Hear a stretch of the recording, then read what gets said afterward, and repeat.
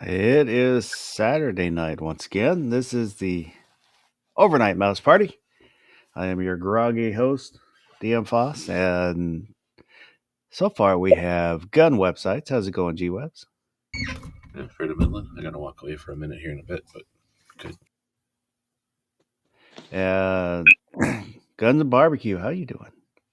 I'm doing all right. Thank you for the invite. Well, I appreciate you being here.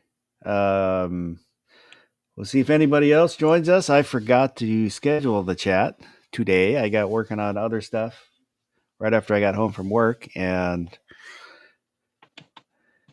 I kept thinking about the chat tonight, but forgot to actually schedule it until uh, just after 10, so about an hour ago. Um, so, had some fun out at the range. Made up some of these 2-inch double-aught buck shells and did a video with them, which will come out in the morning. So be on the lookout for that. Oh, while I'm thinking about it, let me get the banner going. Banner. There we go. At the bottom of the screen is an email address, untacledfoss@gmail.com, and a link for the Discord server. And you can send in comments, suggestions, or pictures within reason. And if you watch this replay, leave a comment. Anything we talk about, agree with, disagree with. I read all the comments. They were always appreciated. I did a short showing parts of loading these little shells. Because of YouTube, you can't show everything for whatever their reasons. And somebody left a comment saying that people who do these, to make videos like this, are the biggest losers. So I usually comments like that, I'll just say the same thing. Well, thanks for watching. I was hoping they would respond to that with more negative comments, because then I could say, your comments are appreciated. But as of yet, they have not responded. So. I was really hoping there was going to be a but after you had said that. Like, this time I didn't take that high road. This time I roasted them. And then you're like, nope. No, that's my kind of default is just to be dismissive and say, well, thanks for watching.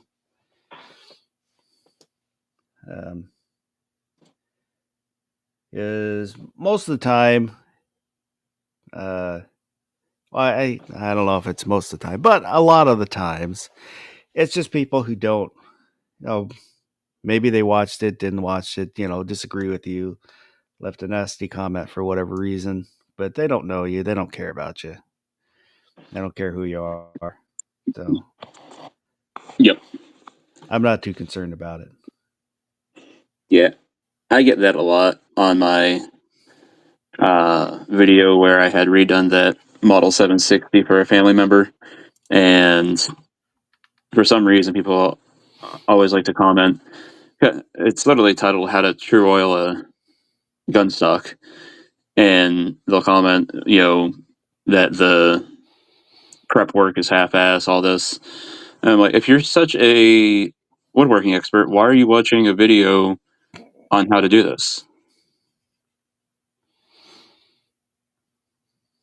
And then I try to explain, like, no, there is a certain look that this family member wanted for this stock, and that's why I prepped the way I did. And it turned out great, just as that family member wanted. But nobody can understand that. It doesn't matter. There's I put a little clip from a video on the Discord from Craftsman Steady Crafting, and he does little crafts, little models and stuff like that. And he said, if you're ever in the woods and you get lost, just take out your pocket knife and start sharpening, and sharpen and sharpen, as well as you can do. Just sharpen, do your best, keep sharpening, and before too long, somebody will show up to tell you you're doing it the wrong way. Then you can ask them how to get back. That's good. I like that.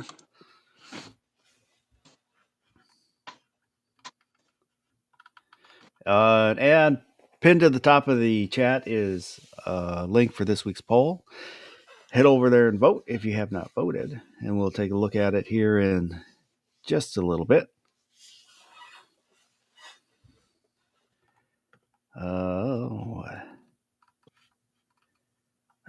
But I had a nice day at the range. Had the rifle range all to myself, and I only took 6. I only had made up 6 rounds of these 2-inch double aught bucket, and they're full power for being only 2-inch.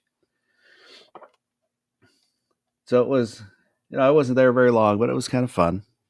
It's always fun to be at the range. And I need to check I know there's CMP matches going on at the rifle range tomorrow. I think the pistol bays will be open. I need to double check that later. So I might go back to the range and shoot some pistols. I got another striker. I got for the P320. Because I was getting light primer strikes with factory ammo. It would shoot my reloads. But I think my reloads, I think there's CCI primers, or maybe a little softer, because they would run those fine, but then I'd get light primer strikes on the factory ammo now and again. But I had an aftermarket striker, so I bought a OEM striker. So I'm going to put that in and then take it back to the range and see how it does. But it's pretty much only a range gun, even though I really enjoy shooting it. And we'll see how it does.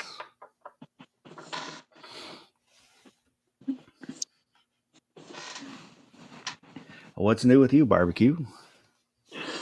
Not a whole lot. The photography stuff's been a little busier than normal, which, I mean, as far as anything where, it could be mildly profitable for me, so that's nice. Got a new lens that I absolutely love. I was telling you about that in the pre-chat. And the first payment on that will be taken care of with a shoot tomorrow and a shoot hopefully Wednesday. But I'm not thinking the weather's going to cooperate for Wednesday, so we'll see what the heck happens there. But other than that, not a whole lot. How about yourself? Nothing really new. I wanted to get into photography and just never did. I feel like if you did, I'd probably just have to throw all my stuff away, because you, for some reason, are one of those people that is incredible at whatever the heck you feel like being incredible at. So you can be like, I'm going to try some magic today. And then Foss is like, check this out. Little sleight of hand, boom, super awesome video. Black belt, reloading, it doesn't matter. You are wonder at anything you do. So if you started doing photography of any kind, especially out there in Washington with the scenery you folks have, good golly, you would be crushing it. It's very kind of you to say. Yeah, my mom was into photography. I have her old Minolta. I think it's a Minolta. Nice. And I played around with it back when film cameras were still a regular thing before digital, but never got into it. So I have just not even a basic understanding, whatever is lower than a basic understanding of some of the terms, like ISO and but I don't know how to fully utilize any of that information. And Well, I kind of realized that I thought about buying books on it, but I don't know. It just decided maybe I didn't want to jump into it. let's say, well, books are definitely a way to go, but honestly, just watching some YouTube videos and then going out and just experimenting, especially if you're doing landscapes. Like everybody, so like I tell everybody, it's all about the glass that you get. The better the glass, the easier life. But if you're doing landscapes, you're typically stopping up your aperture to f8, f11, f13, even. What's the F stand for? I have no idea, but just know if you ever hear anybody talking about an F, they're talking about aperture. But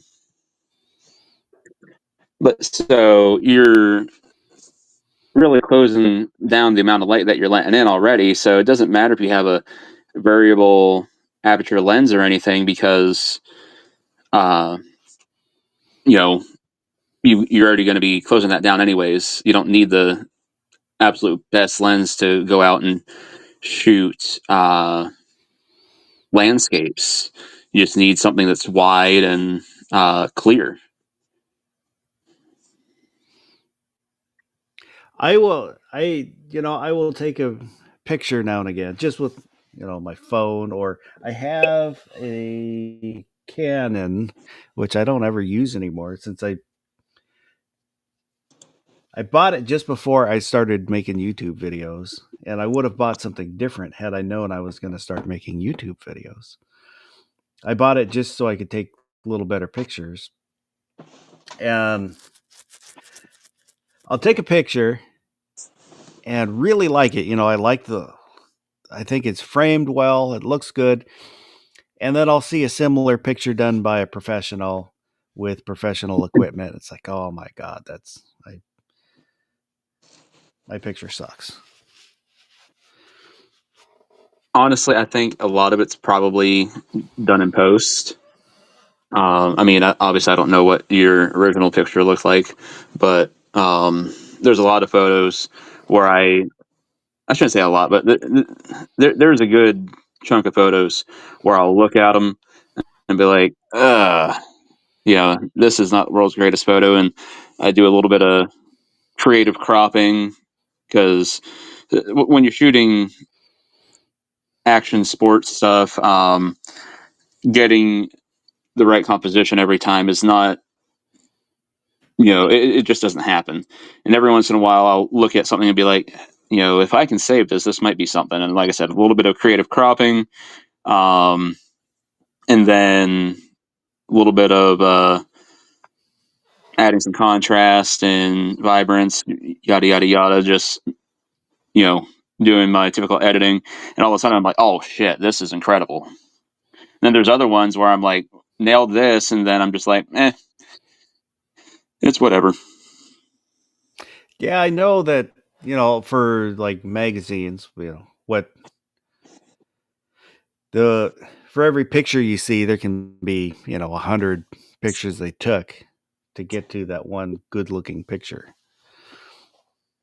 Yeah.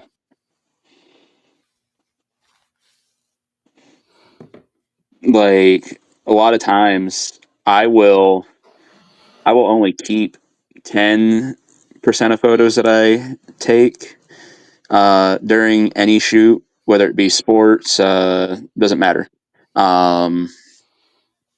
Like tomorrow I'm doing some senior photos. Like I said, I'll normally only keep about 10% of the photos, that I shoot. On a good shoot, I might keep 20%.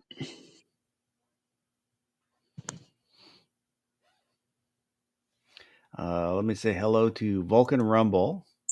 All is good. Here. Gunpowder Beauty. Are we really letting girls in?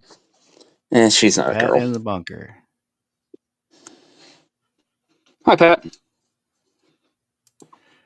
Yeah.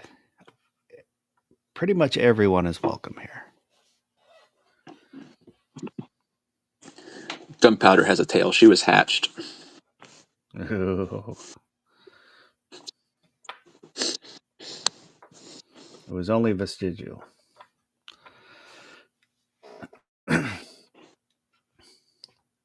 But I don't know, kind of stalling a little bit till G-Webs gets back. He probably has to take the. I got back a long time ago. Oh, you're back? Yeah, I just had to go let the dogs out. Yeah, that's what I figured. But I asked the robots how to explain a camera, simplest, basic level, and it says you got your lens. Think of that as like your eyeball.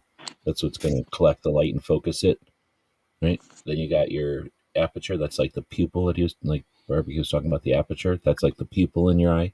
How much light is going to get in there if it's big or little? So sometimes you want a lot of light. Sometimes you just want a little bit of light. Then there's the shutter. Think of that as your blinking, right? Or your eyelids. So how long the light comes in.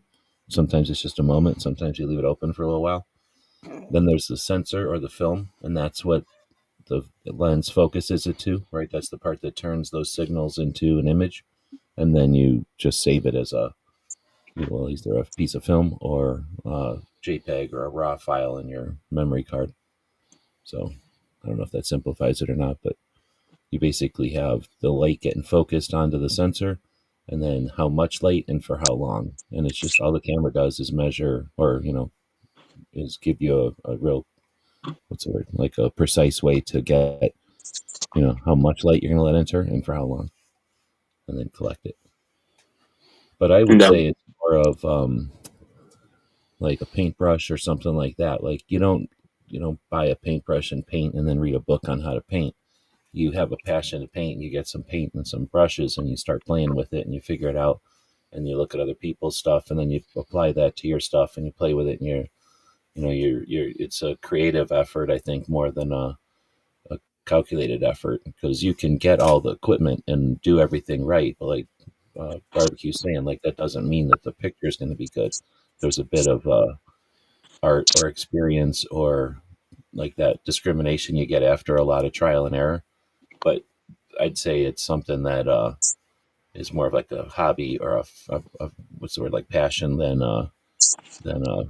something like how to do taxes or something. I don't think there's a lot of like artistic license with doing taxes or doing math. I mean, there is, but with the camera, I think it's more like a paintbrush than a pencil. Creative accounting. Mm-hmm. And to put it in film terms, obviously you've got your shutter speed. So you've got your exposure triangle. That's going to be your shutter speed, your aperture, and your ISO. So with film, you're still going to have your shutter speed and your aperture, no matter what. It doesn't matter if it's a film camera or digital. So that leaves your ISO, and your ISO is simply just like your film speed for shooting film. Like so how if fast the film can handle it. Yep. Like just because 200, 400, 800. a fraction of a second doesn't mean that the film is fast enough to react at a fraction of a second. Well, like the light sensitivity. So you got your 200, your 400 speed films, 800 speed, things like that.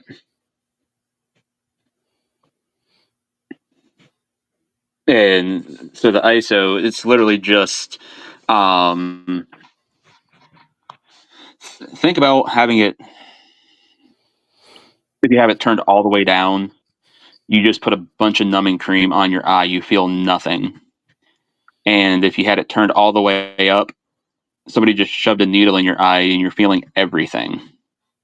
The ISO is literally how sensitive your sensor is to light. Like how quick your sensor is, or just No. really The sensor speed is, whatever it is from the manufacturer. That's not changeable. Well, I reckon it could be changeable with a firmware update, but that's not something you're going to do yourself. That would be up to the manufacturer. But the ISO, so you normally start at 100, and with a lot of digital cameras, they went up to maybe 25,000. And if you went up that high, you're going to have a ton of grain in your image. Which now there's digital cameras that are pushing in over 100,000 ISO natively. Which now when you do that, you're getting a lot of grain. I shot a wrestling match this season at 20,000 ISO, and there's some grain in the image, but it's not bad. It's remarkable how good cameras have gotten. But all it is just how sensitive the sensor is to that light that's being gathered.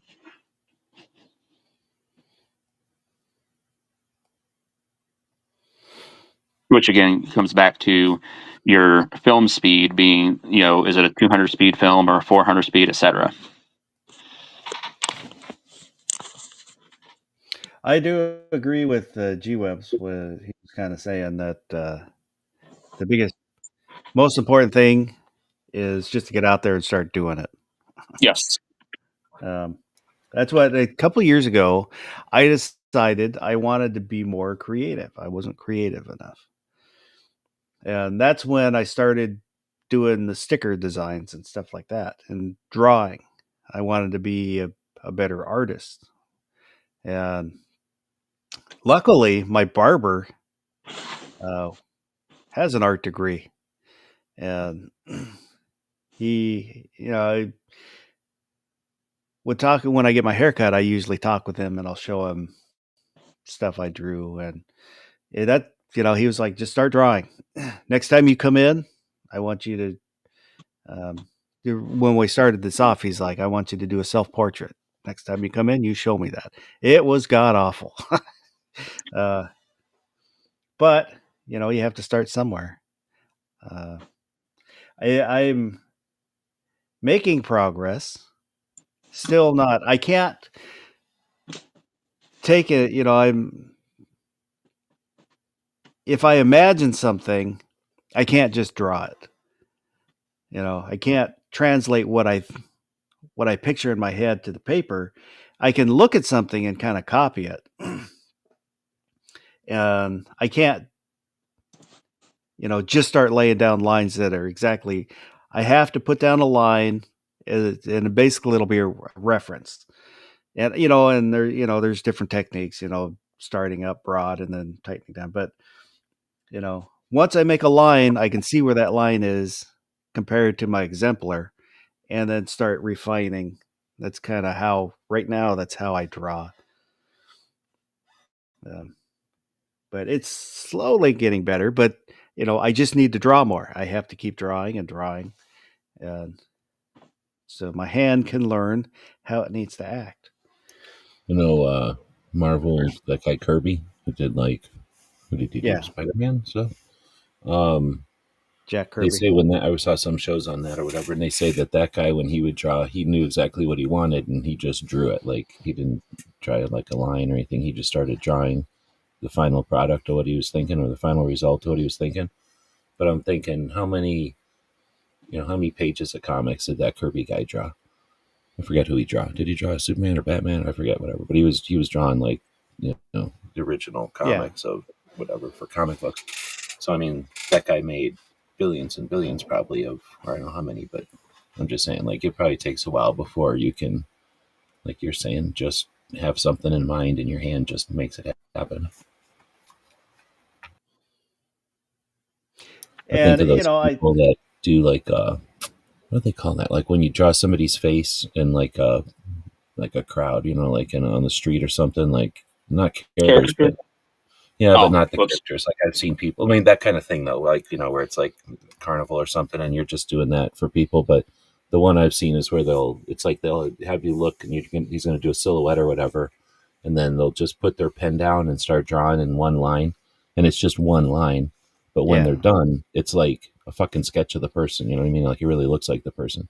And like that, I mean, I can't imagine unless you got some kind of brain glitch from birth where you can just do it, like, breathing or something. I'll bet you that's just a shit ton of, when they're little kids, just a shit ton of figuring it out. And once they got it figured out, they can just do it over and over and over. I think it's a combination. Is they were born with the ability to learn how to do that. Not everybody They can do have a that, but broken connection or something. yeah. And one thing if you enjoy doing it, do it to enjoy it. Don't worry about how it looks compared to somebody else. Do it because you enjoy it. That's one of the things that kind of really irks me is when somebody's drawing and then they get put down for their drawing. They drew it. If it's what they pictured, if it's what it made them happy to draw it, that's what's important. And Okay. art is subjective. That's where I was about to go. Is like I've seen things that have been hung in art museums and things like that, and I'm like, why? Like, I remember a few years ago, probably more than a few years ago, uh, where there was this piece of artwork that I think was on the news, and they were like, "This piece of artwork sells for blah blah blah," and like all this guy did was make a line on the canvas. I was like, "What?" And it wasn't like it was, you know, like perfectly centered and perfectly like he just took a paintbrush and swiped at the canvas, and somebody went, "Yep, that's fine art." Well, high-end art, the $1 million art and stuff like that is basically a way to transfer wealth. Yes, It's kind of a scam, but it is. Daniel Radcliffe, Harry Potter, tried to buy. This was years ago. Wanted to buy. I forget. It was a couple $1 million art piece, and the gallery told him, "No, you cannot buy this piece of art." He was not in the art club, so they didn't let him buy the art. Garage guys out there. Good evening. Also, good evening, Garage Guy. On the photography aspect, a lot of people like to enter photography competitions, and then they get discouraged when they don't do well. And like you got to realize, because it's all subjective. Um, when you enter these things, you have no idea what it is that the judges are looking for or anything. And what one judge is looking for, another judge might not be. Um, and the worst part is, most of them don't even give rhyme or reason to, like, hey, we docked you points for this, that, and this. So perhaps you could fix something if you really desired. Um, they just go this one, this one, um, you know, like back when I did MovieQ, TBC and I would talk about barbecue competitions, and like with barbecue competitions, there was a rhyme and reason on how you cooked everything, because there was an expected doneness and everything, and like the judges had to actually go to a school to become a judge, etc. And I'm bringing this up because, again, with these art competitions and photography competitions, stuff like that, there's no rhyme or reason as to what these judges are going to be looking for. So if you were to enter something like that, don't take it personal. I am Gabriel's out there. Good evening.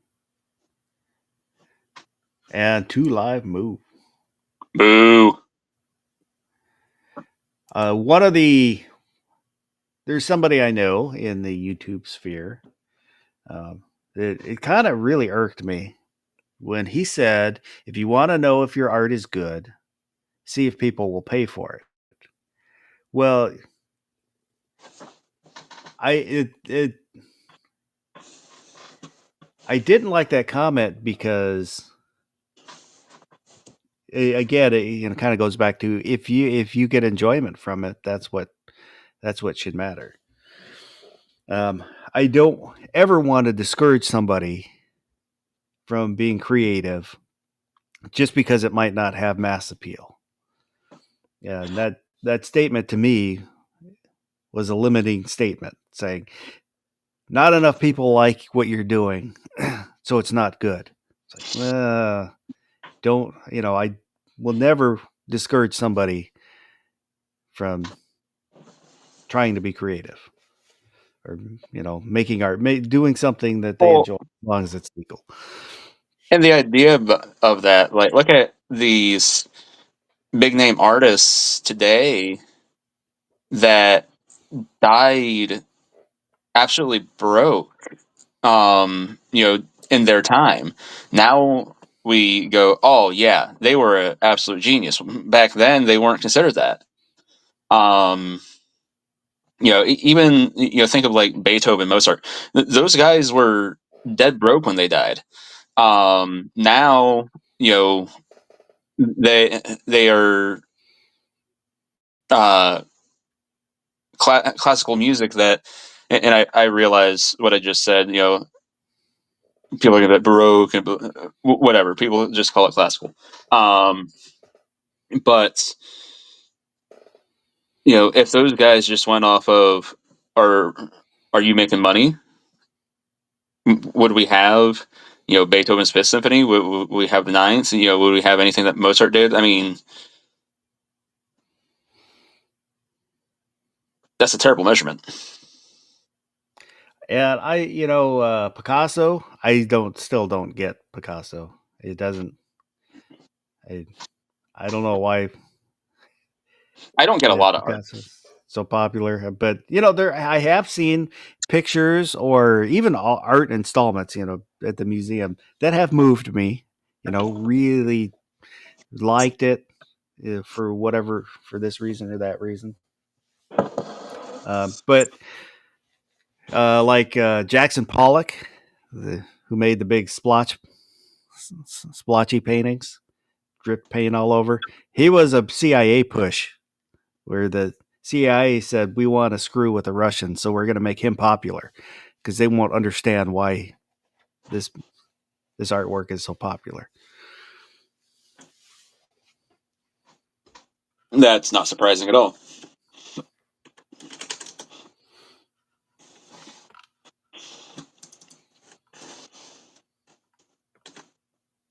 Garage Guy said being creative is important, but most creations aren't popular.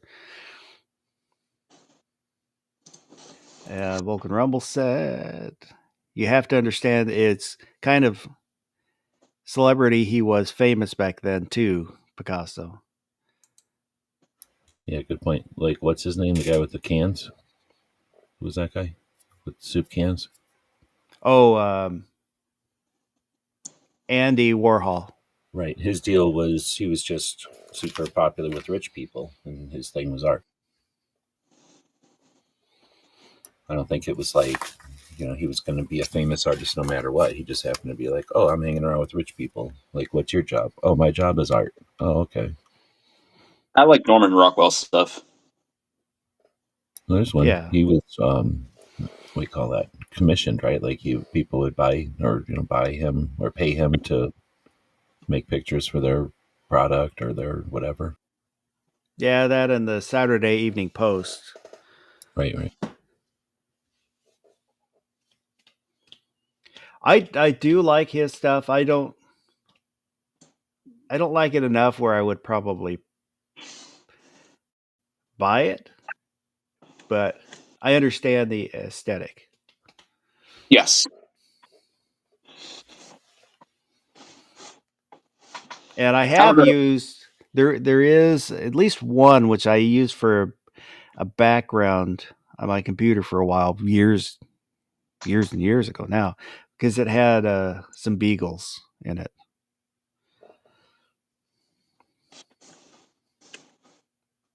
I could off. What were you saying, barbecue?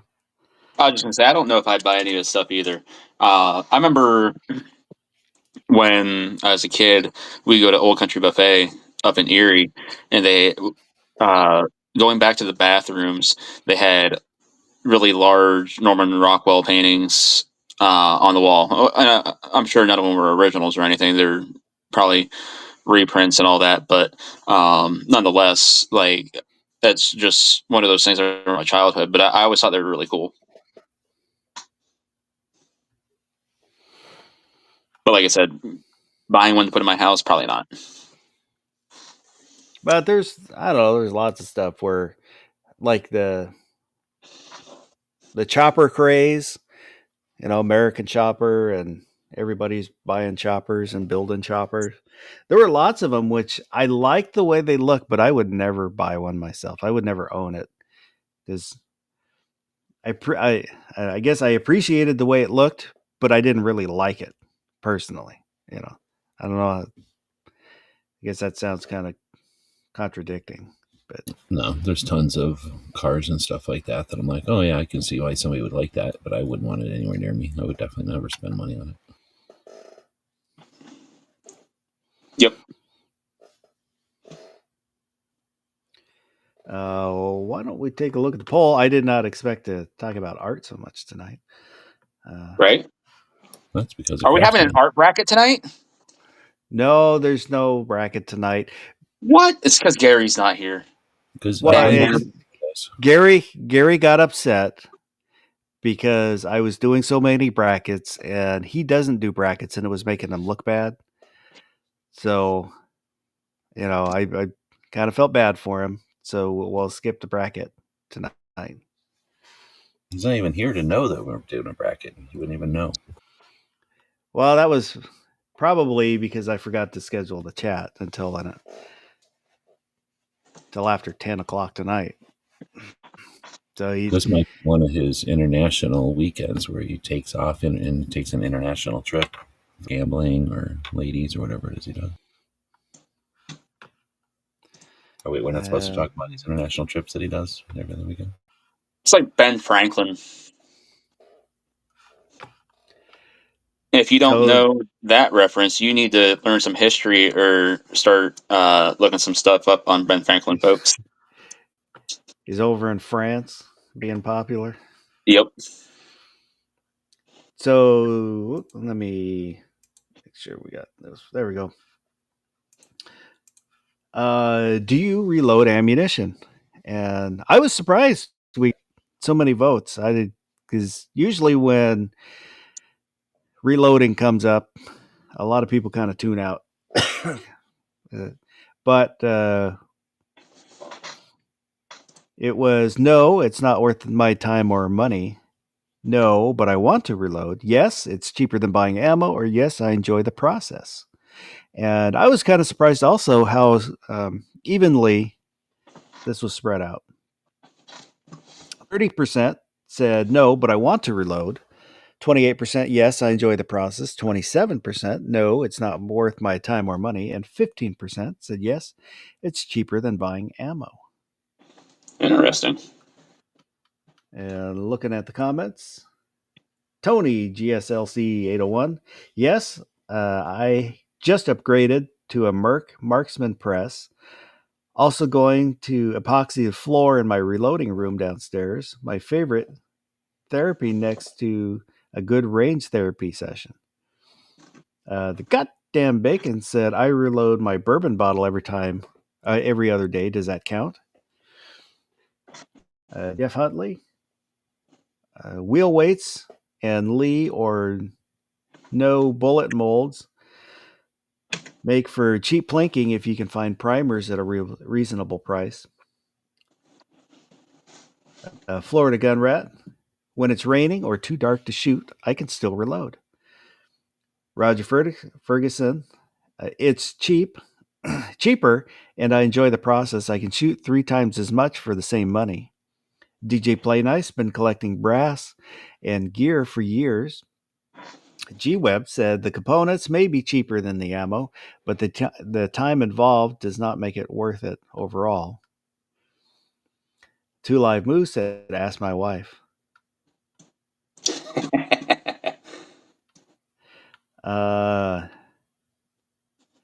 So I started reloading. It's only been maybe like a year. I had bought a press, a Lee turret press, during COVID, kind of right when COVID hit, and it sat in the box for a long time. Then when all the components kind of disappeared and got expensive, so I put it on the back shelf, and then I don't know, a year ago or so, decided, well, I need to set it up and get going. And I have really enjoyed it. I enjoy the process. I don't reload to save money. I'm not a competition shooter, so I'm not doing thousands of rounds like Chris from the 740. I talked to him before I started just for advice, and he was kind enough to spend time with and answer my questions. And he was saying when he processes his spent brass, he'll do thousands at a time. And then I held up my little sandwich bag full of brass. Well, this is what I've got so far. But for me, it's more about doing the thing. It's like crafting. I made these shotgun shells while I was listening to G-Webs. I was loading some of these 2-inch shotgun shells and working on a video.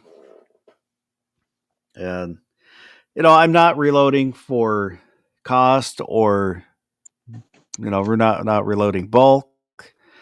I don't care about right now, not real concerned with precision. I'm just, as long as it shoots and not blows up, I'm pretty much happy right now. Once I get the process down, maybe I'll worry about that a little more, but I have enjoyed the process so far. I know G-Webs used to reload. Do you still reload at all?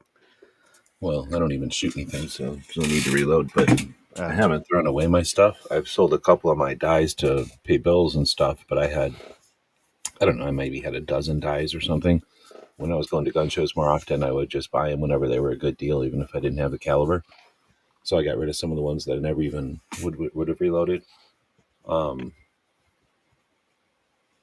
mean, you're right. If you're shooting a lot, or if you just like the idea of being very in control or whatever, to be able to adjust your ammo, there's nothing wrong with reloading. And if you can get your equipment that's decent for cheap, which I did, then I don't think it costs much to just have the reloading stuff there. It takes a little real estate. I don't have it set up, like I don't have reloading stations and stuff in a workshop or anything, because that usually takes a whole workbench. But I do have the stuff in boxes. I've got my little reloading station. It's basically a little bookshelf that I added a board to the top, and then some other boards to kind of stiffen up the shelves and make it sturdier. Then there's a smaller one next to it.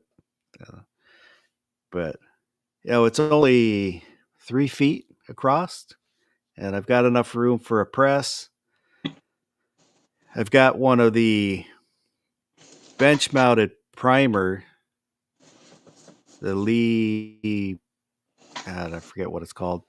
It's not perfect primer, but desk-mounted primer units, because the one for the turret press, it's got a little swinging arm to load the primers, and I kept dropping them on the floor, and I got tired of them. So I switched to the desk mounted one, which I love. It's got a big lever on it. It's super easy to use. The only pain is the shell holders you have to buy separately. So it's an additional cost. If a prime ever falls on the floor, just step on it really hard and just smash your foot on it.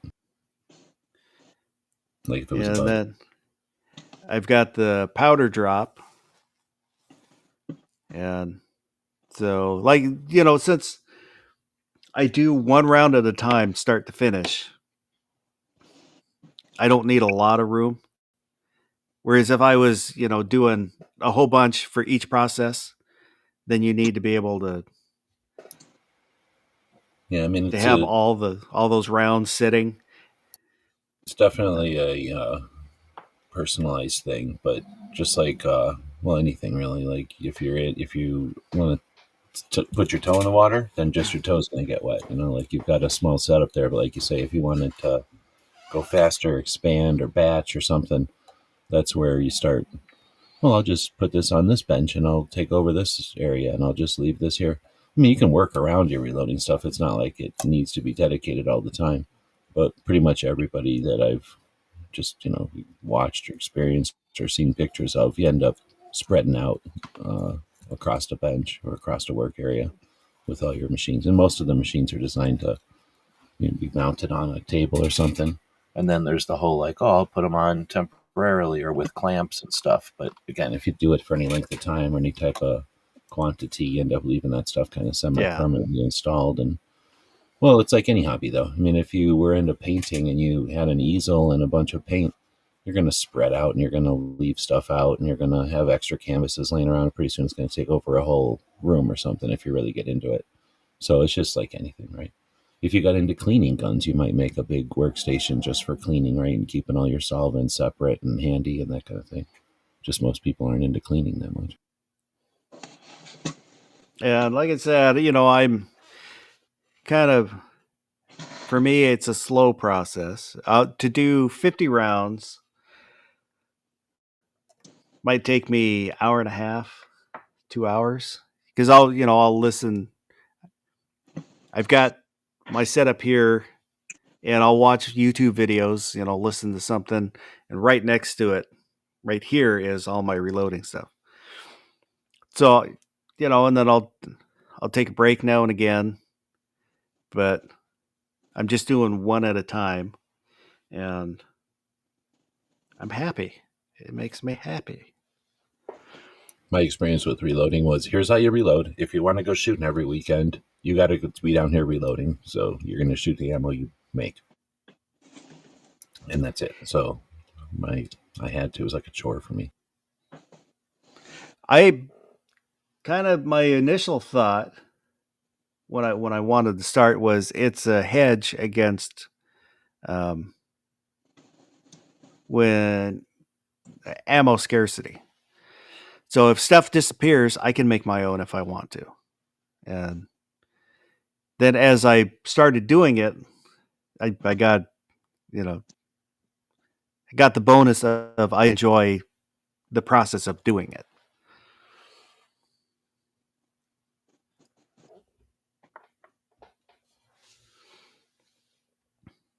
And I'm not worried about saving money or anything like that.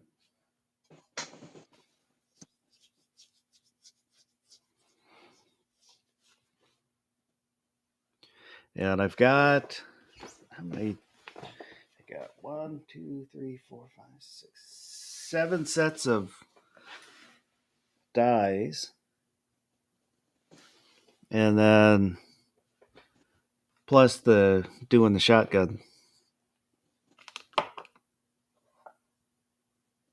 which the shotgun has been frustrating because I should have read more before I started buying stuff, because then you see everybody says don't just start buying stuff. Find a load you want to make, because you have to follow exactly what that says. What, each component, you use those components. Well, that kind of goes to where you were saying, like, oh, I like doing this and I have my recipe or whatever. But once you get hooked to do it, you like doing it, and you got your whatever you want to call it, like recipe or setup or whatever what you're going to do. I mean, I don't know how long it's going to take, but at some point there'll be a shortage. There'll be like a scare, and everybody will buy it, and you'll find that you can't buy powder or you can't get primers, and sometimes some of the other components, but usually it's like primers or powder, right? And then you'll have to make do. You'll have to figure out how to tweak your recipe to use, Yeah. blue dot instead of red ball or something, and then that's where it turns into, well, now I've got 4 pounds of this powder because that's all I could buy during that shortage, and I didn't want to have no powder. And but if I reload them with that powder, then I got to blah blah blah, so I don't use that powder, and that's where you end up with lots and lots of stuff. And the same thing, like, oh, and then one time now I know what reloading stuff is, and this guy that I know at work was selling his whole collection, so I had to buy it because I knew what it was, and now I have this whole pile of stuff that I'll never reload, but I have all these reloading components for it. That's how the slow creep. With the shotgun stuff, one reason they say, stick to the established data is the shotguns run at so much lower pressure than even pistol rounds. It's a higher volume, but lower pressure, because they'll run at like 10,000 and you get up into 12,000 and it's considered high pressure. You're in danger of blowing up your gun because the shotgun barrels are thinner. A 380 comparative, the shotgun is 10,000. 380 can be 38,000 psi in a 380. That's just kind of a standard. Invented it, and he was ready for that kind of power. That's one reason that they say, stick to the established data to be safe. Gary, you made it. Oh, snap. Did the time Having a change bracket. or what? No, I forgot to schedule the chat. Oh, I see. So, am I here in time for the bracket? No, I explained why we wouldn't do the bracket earlier. Probably because of me. And we blamed you. I appreciate it. I didn't know if you would make it. I saw Hillbilly went late, and I saw you were still on it, so I figured you thought there wasn't going to be a chat because I forgot to schedule the chat. Actually, I set an alarm and overslept. Oh.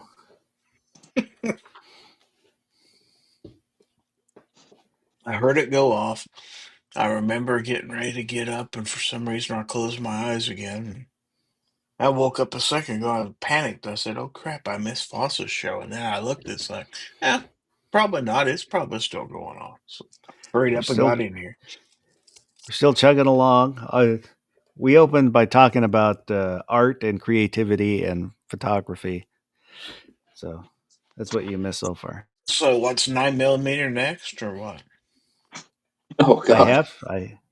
I have shown the 9mm several times.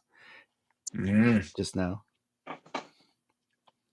I'm glad you're coming at peace with your inner self here. He didn't say vulgar. With my softer side. He didn't say vulgar art. X Adam 1 is out there. Let me know when you want to send the slugs and buckshot rounds. And he's X Adam said, Gary, I know the feeling. I didn't see the chat either. Thanks. He was trying to give us the slip. I think he was trying to give us the slip. Yeah, I think so. And M. Gabriel just said, Gary. Is Harry McRudy? Yeah, I do what? You got to picture somebody at sunset at a beach on the Pacific on their knees with their hands in the air yelling Gary. Caucasian Sasquatch. Good evening. Nice to see you. And I think that's everybody.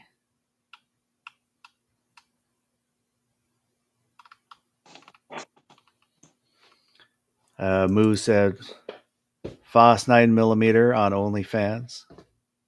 What do you do for the 60 to 90 minutes that was going to be the bracket? Is there something else scheduled for that 60 to 90 minutes of the show?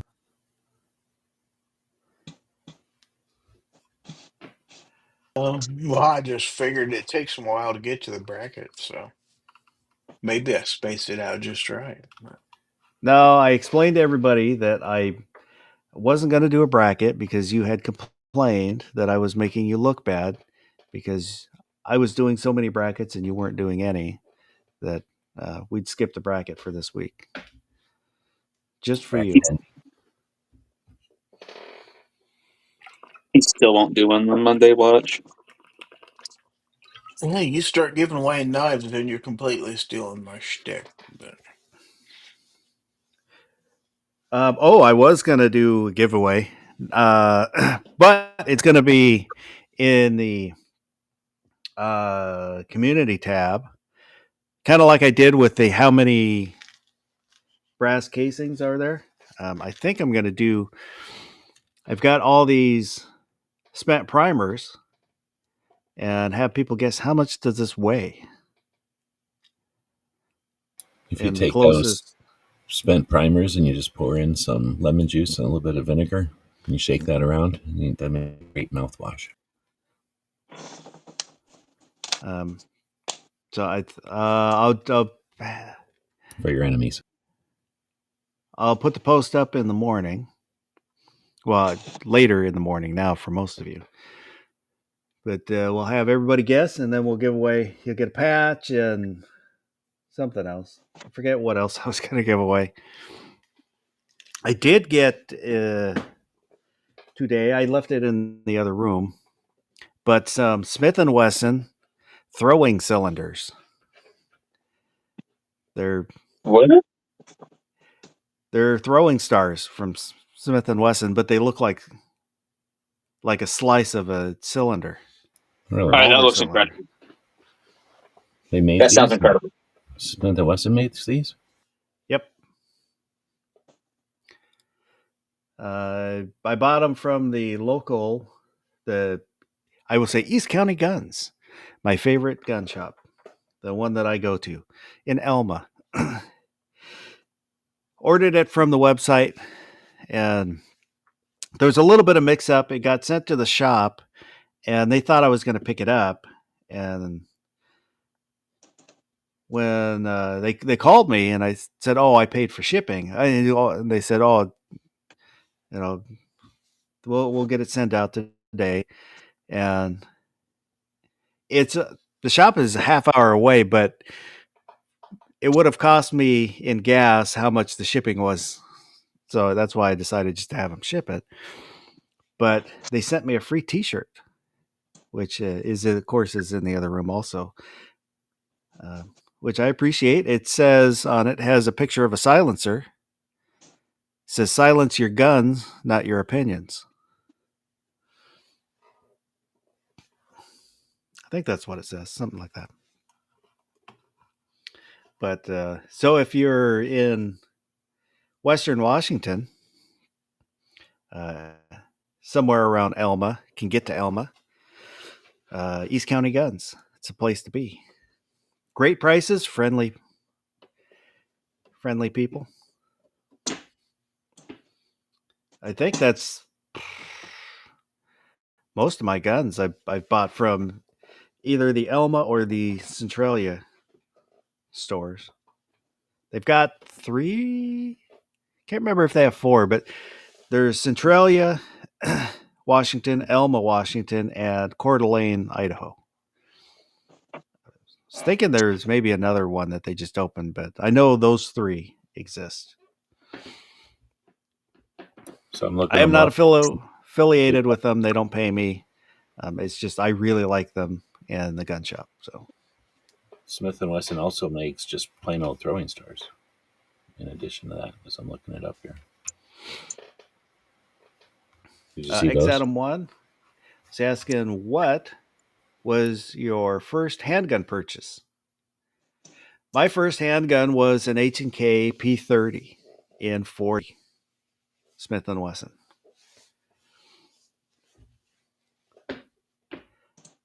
It I carried it for a while, and then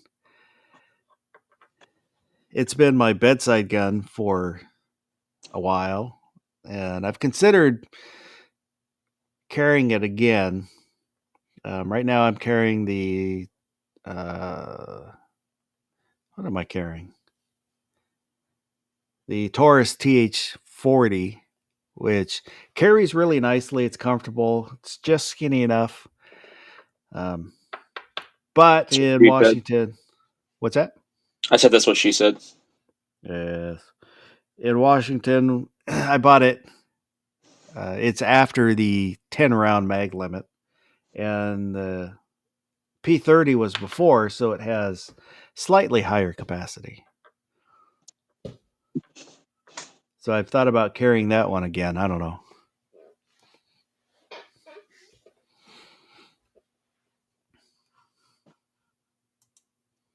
As I have gotten fatter, the thinner gun is easier to carry.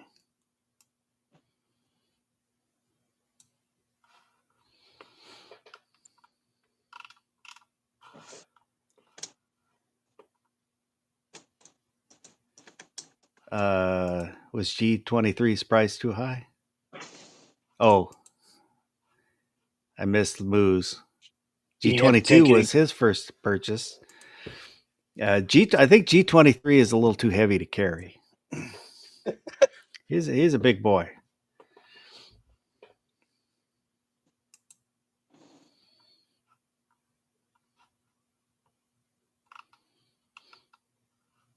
X Adam 1 said his first was an M&P 9. Still have it. It's one of my forever guns.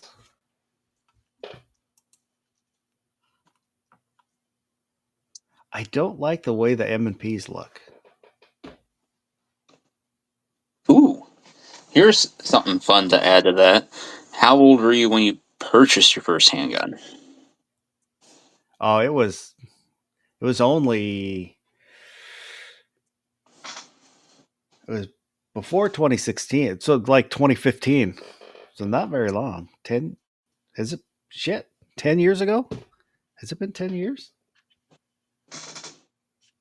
I might not have bought a gun in the last 10 years. Yeah, it's been 10 years for me. I was 55. Yeah, I mean I am a more recent gun owner. I have I just never had bought one. I was young and fit and full of piss and vinegar, so I didn't really worry about it. I did have a concealed weapons permit back in the 90s, but never bought a gun.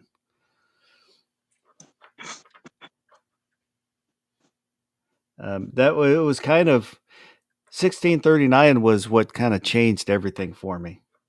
It's where when it was looming, I decided I didn't like losing that right. I want to be involved, and then G-Webs is like poking. You should do something. You should do something. You should do something.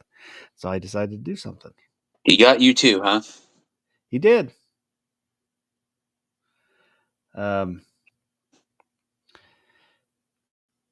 yeah, I am a more recent gun owner, new gun owner, and that's kind of become the thing. And I've enjoyed the thing, and I don't have a lot, comparatively speaking.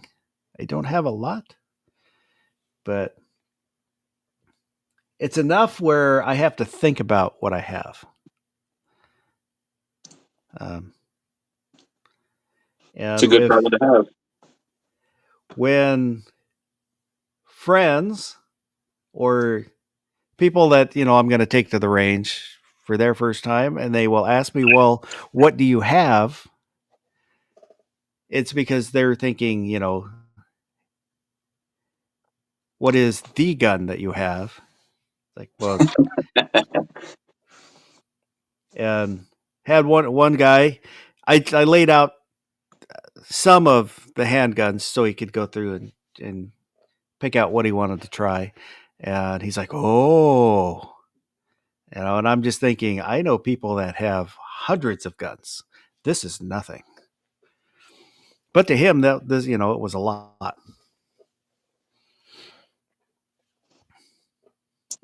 So when you do take one of these people that's never been to the range, never fired a gun or anything, uh, do you ever have the fear that when you go, look at this, that they might actually get a bit afraid, or even later on be like, he's a crazy gun guy. I cannot believe how many guns he had. I must report him. I was coming back from the range, having a discussion with somebody who I can't remember if it was his first time, but he's not a gun owner, and he was, well, people should um, not register, but background checks. We're kind of talking background checks and stuff like that, and well, people shouldn't have rocket launchers. And I said, well, I want a rocket launcher, and he got this kind of scared look on his face, and so and I told him, I grew up in the '80s. That's like the Law rocket launcher. That was the coolest shit. I want one of those. I think, and talked to him for a little bit, and I think I assuaged his fear, but he, but just that initial kind of big eyed, and he leans back a little bit, and I realized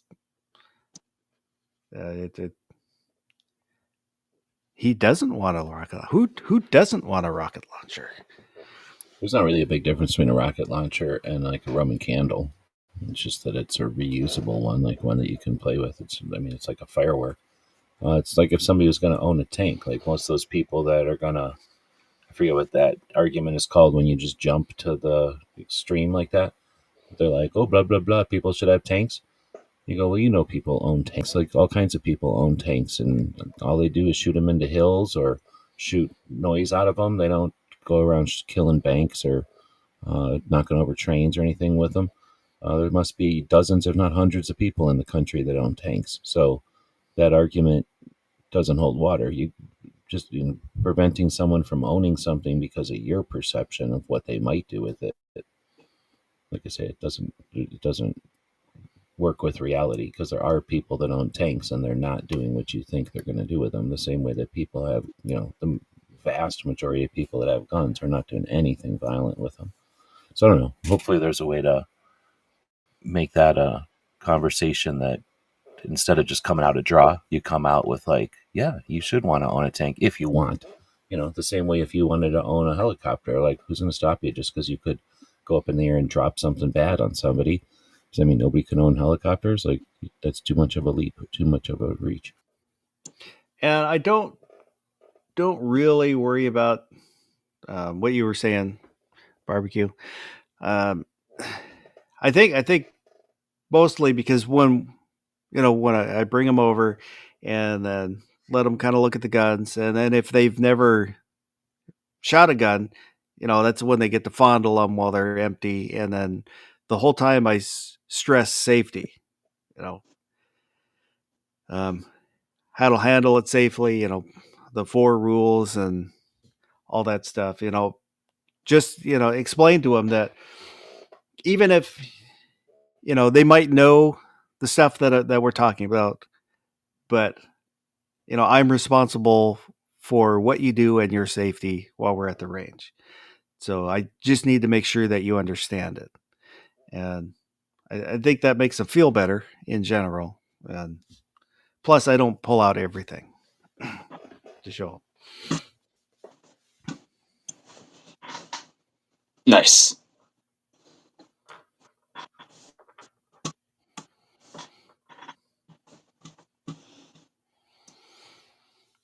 X Adam 1. I've taken several of my kids, my nieces, nephews, to the range. Boys all think it's cool. Girls have to be approached gingerly. None have reported me for too many guns.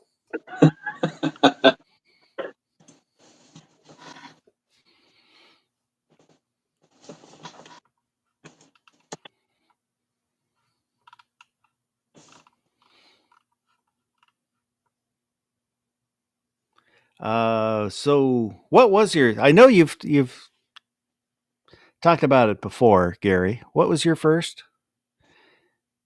My first handgun was a Taurus TCP,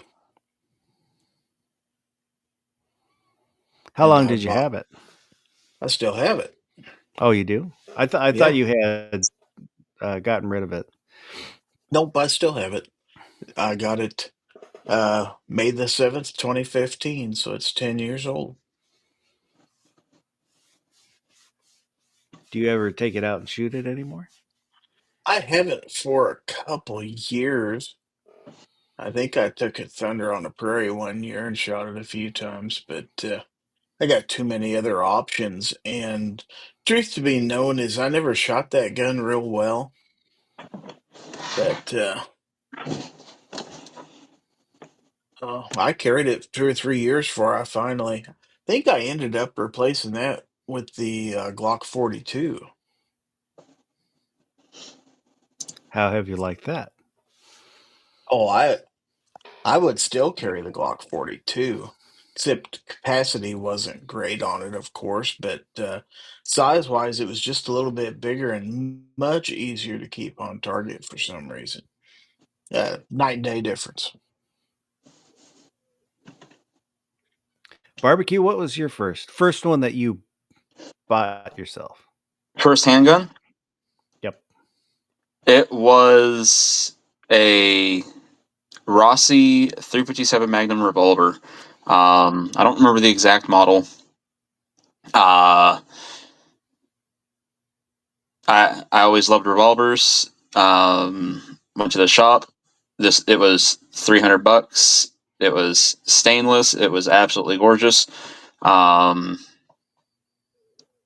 Which actually, looking back, I think it might have been nickel plated. Not 100% sure.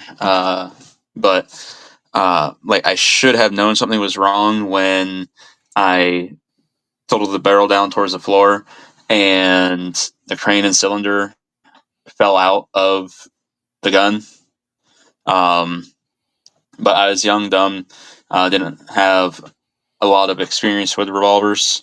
And then a couple weeks after being home, I realized like, oh, there's a screw missing here, and like, of course, that's the screw slash spring slash plunger that would hold in the crane and cylinder and everything. So that was back when Taurus had horrific customer service.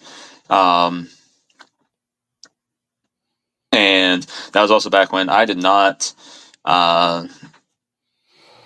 deal with customer service well. Like as soon as somebody screwed up or something, like I would just be an asshole, and like yeah, it was bad news the whole way around. So yeah,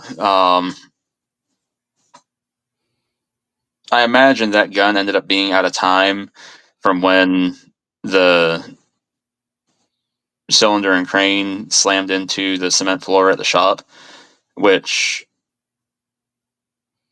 my dad had gone and done business at this shop for years. It's not like he was on first name basis or anything, but like my dad went in there or something.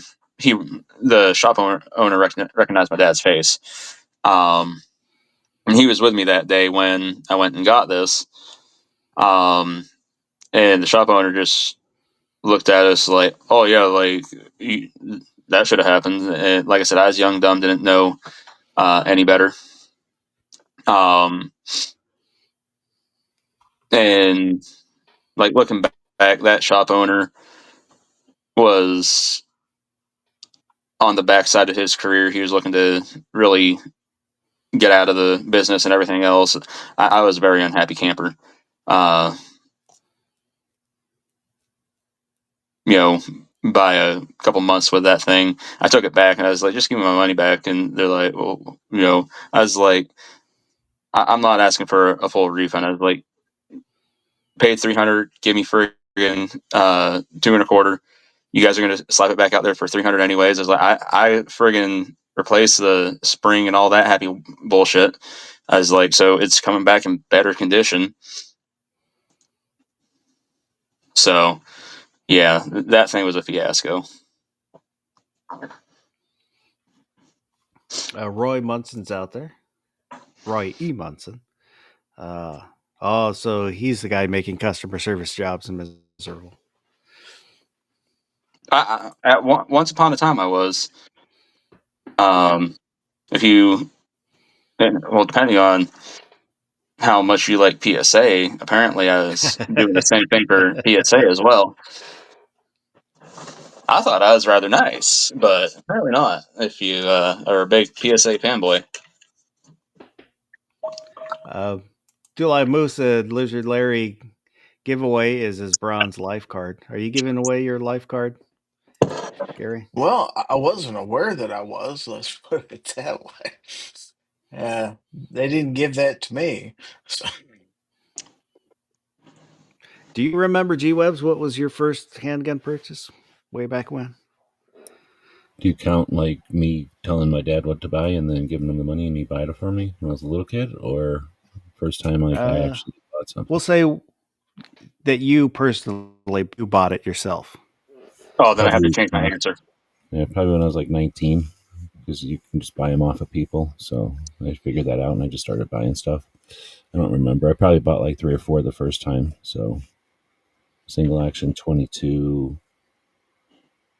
I've given most of the guns that I bought like that to my god kids or whatever you'd call it, like friends' kids, because little kids need guns, I think. So usually when kids are born, I give them a gun. And I've given away all my first guns like that so that they've got garbage guns to learn to appreciate good guns.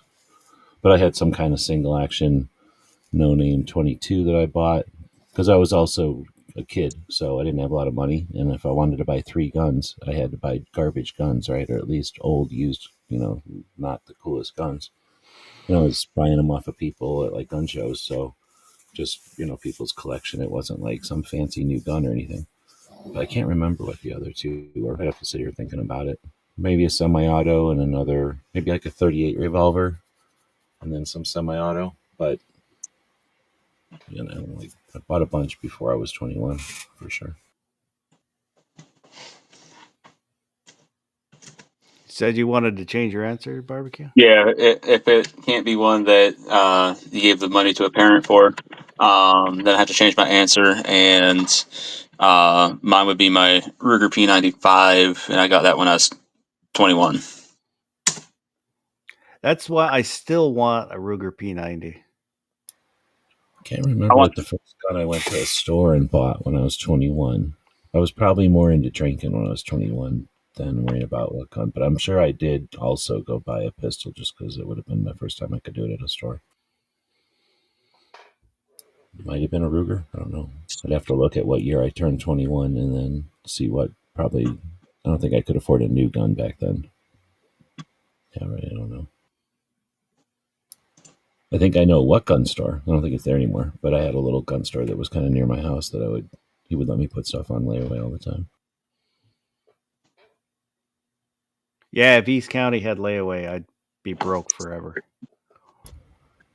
I kind of always had a gun or 2 on layaway, and then he was cool and let me kind of shift once in a while. Like, oh, you know what? I changed my mind. Can I apply all that money to this gun instead? And you pull it off the shelf, put the other one back on there.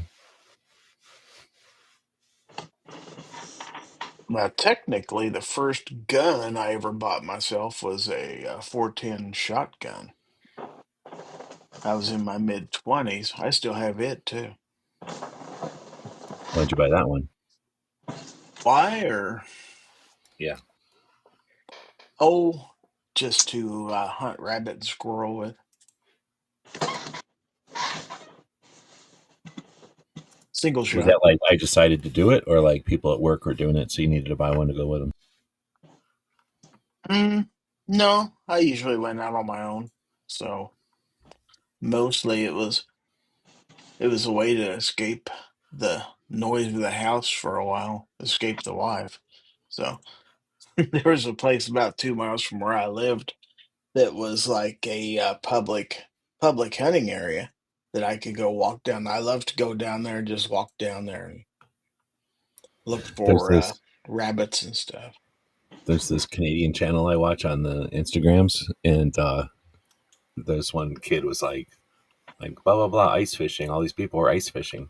And I'm like, oh, I didn't know that many people enjoyed ice fishing. She's like, no, all those people just hate their wives. Like, they just do anything to get away from the house, so they go out ice fishing. Might be something to that. Yeah, sounds like what you're talking about. Well, at the time, I would have had about a 2-year-old son, and it may have been a little bit loud and stuff. So it's not that you were looking for a permanent escape, but any reason to be gone for an hour or two is usually, I gotta go do this. I'll be back. Heard it here first, because Gary hates kids. He This is hated before being my married. daughter was born. Well, yeah, I did. Totally did. He liked getting married. He just hated being married. That hurt. Man, that's mean, boss. God.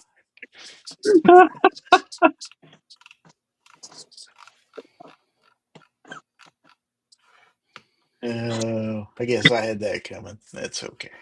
That was a good one. It was. I didn't have a comeback for that.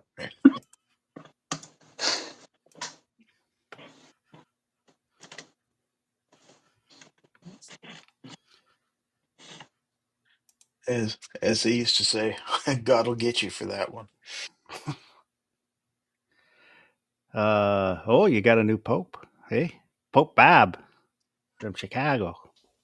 Oh, Bob. Yeah. Bad.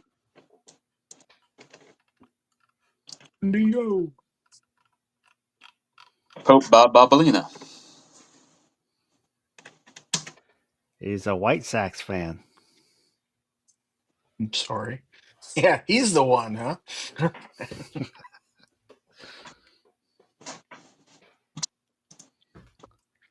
It's gonna take more than God to save the White Sox right now, I tell you what. Do you think Obi's hoping for a chance for the Bears now?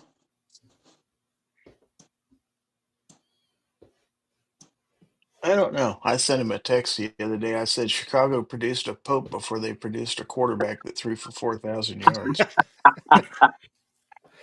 Oh.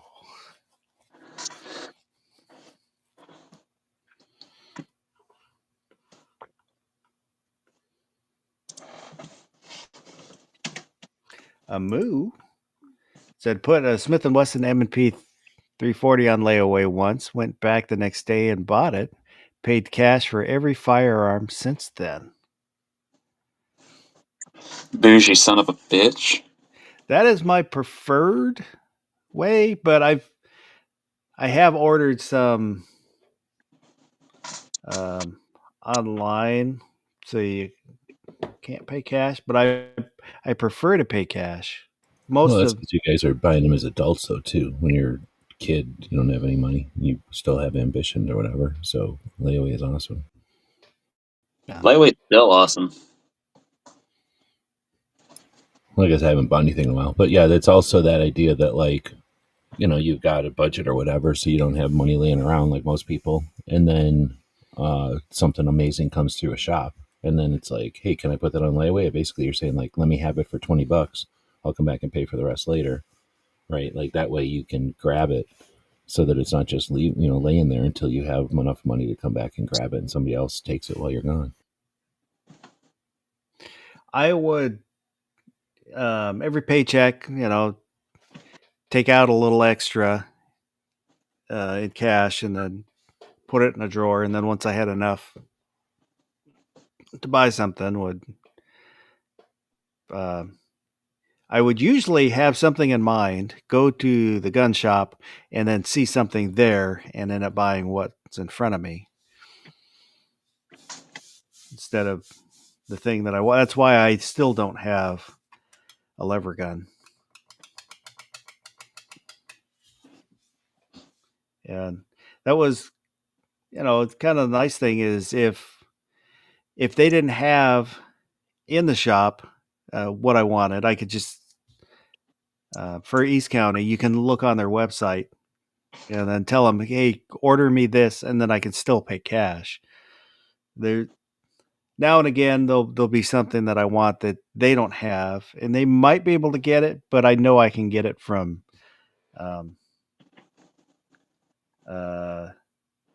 not Grab a Gun, but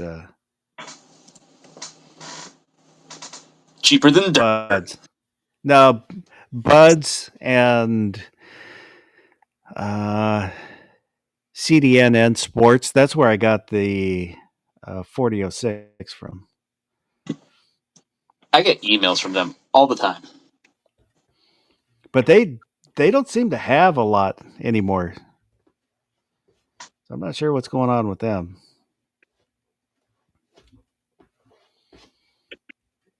And I think PSA, that's where I got the APX from, because they had it.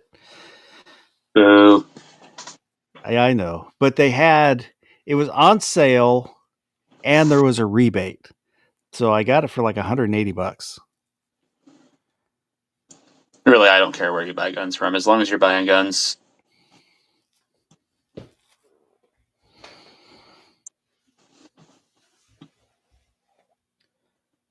But yeah.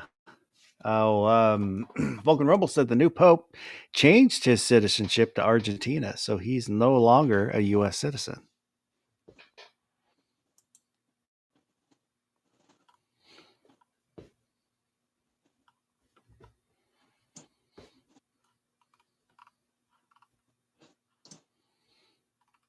Is that because he heard about them finding Hitler down there?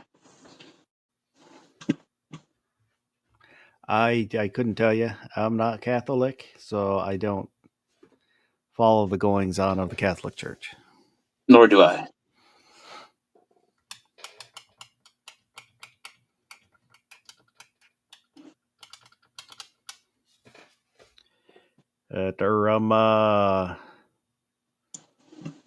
So, Mr. Gary,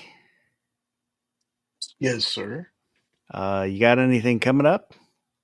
Anything you want to let everybody know about? Oh, let's see. Gee, I got a show Monday night, South Territory, 9 p.m. Central. If you're a channel members only chat is Wednesday night at 8:30 p.m. Central. And I still have a couple of review videos to do this week. I've been kind of putting them off, so I got to get that done. And if you like music, check out Boomer Listens and watch an old guy listen to more current music and comment about it. And that's what I got going on. I'll say your latest one, the cover of, what was it a cover of? Bohemian Rhapsody. Bohemian Rhapsody. He's no Freddie Mercury. Not voice wise, no. Oh. His stage presence is very similar, but yeah. Except he's much shorter than Freddie Mercury. G-Webs. Anything you got coming up? Anything you want to let everybody know about? I'll plug the Gibson Go for Sharon, but thanks for hosting. There's a link in the description for the Gibson Go for Sharon Hinchcliffe. She's a 2A advocate. She's been working in Washington, and she works with Pink Pistols and Flaming Sword, and she's would always be at the hearings and stuff, and she's dealing with cancer that her insurance isn't going to pay for the surgeries, so she's trying to raise a little bit of money. So if you got a little extra change, you can throw her way. Everything helps, and anything would be appreciated. And sharing the campaign helps a lot too. Yes. Links out there, just letting people know it's available. Barbecue, how about you? What you got going on? So I am currently looking for a free video editor that I can use on an Android device. I've been trying to make some shorts, things like that, for the 2A is Blind channel, and the editor I used to use wants like $60 a year to use it now, and I'm like, I'm not paying for this thing because I don't plan on using it for a year, hopefully. And so I'm looking for a free editor to use. So if anybody has recommendations, please let me know, because I do plan on making content for that channel. Unfortunately, I am not good at doing videos in single takes. A lot of things like that, just dead air, probably really funny looks and stuff. A lot of bad words. I do try and cut those down a little bit, even though there is that disclaimer in my video saying like, "Hey, we're going to say bad words." But nonetheless, so if anybody has recommendations, like that'd be great. And other than that, I don't have anything coming up as far as content. Hopefully, this photography thing keeps rolling for me, and I can get some extra dough in my pocket just to help fund some projects I do want to do. Thanks for the invite. Well, thanks for being here. And I also have trouble with pauses and forgetting what I'm talking about, stumbling over words. Yep. It would help if I made a script, but even then, it's not like I can sit there and read a script. Like you guys have heard me read things, just short things, out loud in after chats, and I'm like, I sound like a third grader that should have, never made it past first grade, due to their comprehension, just because of how it is for me to try and read things. So even if I made a script, like I'd have to just read it over and over and over until I had it just completely memorized. And even then, I'm going to screw it up. I tried that. Tried doing script. I cannot follow the script. As soon as I start talking, I don't see the script anymore, and I'll forget that it's even there. So I About I just have to putting bullet just points down so that you can look over and go, "Oh yeah, I had 2 more things to talk about," or "Oh yeah, that last." I'll do that sometimes, like the knife reviews. I will, so I can have the details on the knife. But if once I start talking, I don't see that sheet, even though it's right in front of me and I brought it out specifically to read off the sheet. I just start talking. So most of my videos are just, I'll film it and redo it until I get it right. And then sometimes go in and splice in multiple takes to get something that I can put out. Yep.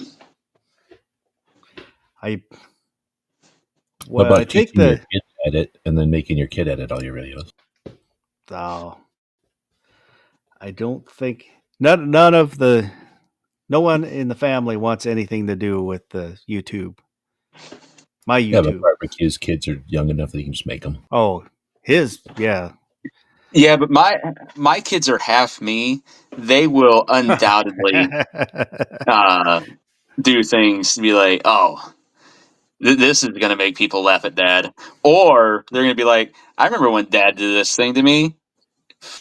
Fuck you get him. A 3-minute video and it's just you farting. You're like, hey, edit this video. Yeah. You get a 3-minute video of you farting. Yeah, it'd be something ridiculous.